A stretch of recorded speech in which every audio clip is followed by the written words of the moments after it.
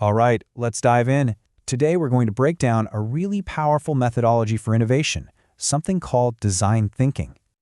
So let's kick things off with a huge question, one that's probably on your mind a lot, especially in fields like public administration and social science. How do we even begin to tackle the massive, messy problems that people face? Things like healthcare access, poverty, or making our education systems work better.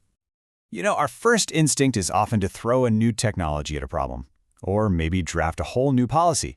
But the framework we're exploring today suggests that the real breakthroughs, well, they don't start there. They actually start with a fundamental shift in how we think about the problem in the first place. And that brings us to our first big idea. We have to completely rethink what the word design actually means. It's all about moving design from being an afterthought at the end of a project to being the very first thing you think about. Now, this slide really gets to the heart of it. The old way of thinking was that design is just the pretty packaging, right? The nice-looking wrapper you put on a product after all the real work is done. But design thinking flips that on its head. It sees design as a core strategic tool. It's not about making a finished idea look good. It's about coming up with better ideas to begin with, ideas that actually meet human needs. This is a perfect example of what we're talking about. Edison's real genius wasn't just the light bulb itself, it was that he imagined the entire system that would make it work. The power grid, the whole shebang. He knew a light bulb is pretty much useless without a way to power it. That's systems-level thinking, and it's a fantastic early glimpse of this approach. Okay, so here's the formal definition. It's really about finding that sweet spot where three circles overlap. What people genuinely need, what we can actually build with today's technology, and what makes sense as a viable strategy. It's a discipline that forces you to balance that deep human empathy with real-world feasibility. So how does this all actually happen? Well, it's not some random flash of genius. It's a structured process, a journey of discovery. Let's take a look at what that journey looks like. The whole process moves through these three kind of overlapping spaces. First up is inspiration. This is where you really dig in and understand the problem by observing people in their own environment. From there, you jump into ideation. This is the fun part, the creative phase. But it's not just brainstorming. It's about building quick, cheap prototypes. Could be a sketch, could be a little role-playing scenario, anything to test your ideas and learn fast. And finally, you have implementation, which is about bringing that solution to life. But the key thing to remember is this is not a straight line. Teams are constantly looping back and forth, using what they learned from a prototype to rethink the whole problem. It's a cycle of learning that lowers the risk before you go all in. All right, that's the theory. But what does this look like out in the wild? Let's get into two amazing case studies that really show how this works on challenges you might face in service delivery or in the nonprofit world. First up, we have the healthcare giant Kaiser Permanente. They had a classic, super relatable operational headache. The handoff between nursing shifts was a total mess. Important information was getting lost, nurses were scrambling, and patients felt like there was, and this is a quote, a hole in their care. So what did they do? Instead of some manager writing a new top-down protocol, the team actually went and watched. They saw nurses scribbling crucial notes on random scraps of paper, sometimes even on their own scrubs.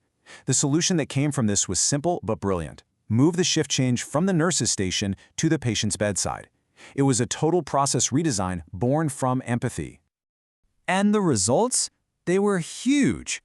This one simple change cut the time it took for a new nurse to see their patient by more than half. Think about that. It improved care, it saved time, and it even made the nurses' jobs better. A tiny intervention with a massive impact. Now, for our second case, we're talking about a challenge on a whole different scale. The Aravind Eye Care system in India has this incredibly ambitious mission to wipe out preventable blindness. And they're dealing with enormous constraints, a huge rural population, extreme poverty, and people living miles from any city. So what did Aravind do? They didn't just build a better hospital. Nope, just like Edison, they designed the entire system. They took their services directly to the people with these rural eye camps for screenings. And they realized transportation was a huge barrier. So what did they do? They started providing buses to bring patients to the hospital for surgery and then take them home. They thought about the entire human journey, which is such a critical lesson for anyone in public service. And get a load of this. This is where the innovation just gets mind-blowing. The special lenses needed for surgery cost $200 from Western companies, a totally impossible price for their patients. So Aravind didn't just accept that, they completely shattered that constraint. They figured out how to make their own high-quality lenses for just $4. Incredible. So we've seen the process and we've seen the jaw-dropping results. But you might be wondering, what kind of person actually thrives in this kind of work? Well, it's less about being some kind of lone, creative genius, and way more about building a specific mindset. The source material lays out 5 key traits. It all starts with empathy, truly putting yourself in other people's shoes. Then you've got integrative thinking, which is the ability to see the big picture and synthesize completely different ideas into something new. Of course, you need optimism, the belief that there's always a better solution out there, no matter how tough the problem. Then there's experimentalism, a bias for action, build to think instead of just think to build. And finally, collaboration, because this is a team sport. The best ideas come from diverse teams, not from working alone in a silo. So if you remember one thing from all this, let it be this. Design thinking is not magic. It's a disciplined, structured way to innovate.